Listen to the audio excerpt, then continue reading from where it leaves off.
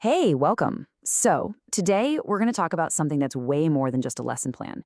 We're going to look at how to transform that daily to-do list into a real creative design process. We're unpacking the blueprint that turns a good teacher into a true architect of learning. Let's get into it.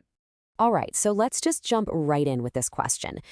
What really separates a teacher who just, delivers a decent lesson from one who masterfully constructs an entire learning experience? Well, it all comes down to the blueprint they use before a single brick of knowledge is even laid.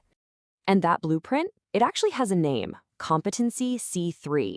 Okay, I know what you're thinking. Competency C3 sounds super technical, right? Like something out of a textbook. But just think of it this way. It's the pro-level standard for designing learning that is intentional, that's logical, and that is built completely around the student. It's the master plan for building understanding that actually lasts. Any great building project has to start with understanding the ground it's on. For a teacher, that means getting to know the curriculum inside and out. So that's our first step, laying the foundation. It's such a simple idea, but it's so important. An architect would never try to design a skyscraper on a swamp without understanding the soil first, right? And it's the exact same thing for a teacher. You can't design an effective lesson without first doing a deep dive into the official program of study. And this is about way more than just knowing the topics. And this is where it gets really interesting because we're going deeper than a simple list of topics. We're basically excavating the essential building blocks, the core concepts that hold everything up, the key strategies students need to learn, the cultural references that make it all relevant. It's about understanding not just what you're building, but also what your students are bringing to the job site, their existing knowledge. Okay, so we've surveyed the land, now what? Well, now it's time to actually start drawing the plans. This is where the architect, the teacher, designs the actual structure of the whole learning journey. Let's see how this blueprint takes shape. Seriously, if you take one word away from all of this, let it be coherence. In a well-designed building, everything just works together. The plumbing connects to the sinks, the wiring powers the lights. A great lesson plan needs that exact same kind of logical, purposeful connection between all of its parts. Nothing is random. And this is how you get there. This is the path. First, you set clear aims. What do you actually want your students to know or be able to do at the end? Then, you design activities that are going to directly help them get there. And finally, your tests or projects have to measure if they actually met those original goals. See? It's all connected, perfectly aligned. And this way of thinking isn't just for one lesson on a Tuesday afternoon. It scales up. Your plan for a single class, your short-term plan, that has to fit perfectly inside your plan for the whole unit. And that unit plan, it's a key piece of your long-term plan for the entire semester. It's all one big interconnected architectural vision. So what kind of activities are we actually talking about here? Well, they usually fall into these 4 key categories. First, you got to prepare students by introducing new ideas. Then you help them integrate that new info with stuff they already know. After that, you challenge them to transfer their skills to totally new situations. And finally, the big one, you ask them to reinvest that learning to solve real, complex problems. That's how you build deep, lasting understanding. Okay, so you've got this amazing blueprint. But what are you building with? An architect can't build a glass house out of bricks, right?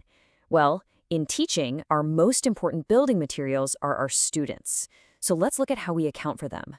And this is so important. Understanding your students isn't an afterthought. It's not just some buzzword or a box you check off.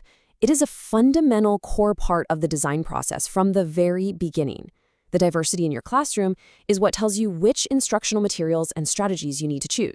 And look, when we say diversity, we're not just talking about one thing. It's so much more than that. It's about culture, language, their socioeconomic background, gender, religion, their abilities, their needs, their interests. Look at all these facets. Each one affects how a student learns. A master architect of learning doesn't ignore this stuff. They use it as a design cue to create an experience that's meaningful for every single person in the room. All right, foundation, check. Blueprint, check. Now it's construction time. This is where the plan meets reality and where the architect gets to oversee the creation of the actual learning environment. And this is a really critical point. Masterful teaching is not built on guesswork or just gut feelings. It's an evidence-based practice. The best architects choose strategies that are backed by actual research in didactics, which is basically the science of teaching, and pedagogy, the art and method of how we teach. It's about using what we know works. This is it. This is where the paper plan becomes a real, living, breathing thing. We're moving from the blueprint to the build site, and this is all about the practical, on-the-ground decisions that bring that carefully crafted plan to life. And this table just lays it all out so clearly. We're talking about spatial organization, like how is the room physically set up to be safe and effective? Time management, how are you pacing each part of the lesson? Content presentation, how are you structuring the information so students can actually get it? And, crucially, planning for additional support right from the start, whether it's remedial help or language support for those who need it.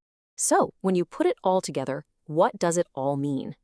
Well, it means that Competency C3 empowers you to stop being just a deliverer of information and to become an intentional, creative, and responsive designer of learning. You become the architect of understanding for your students. So, the tools are right here. The principles are clear.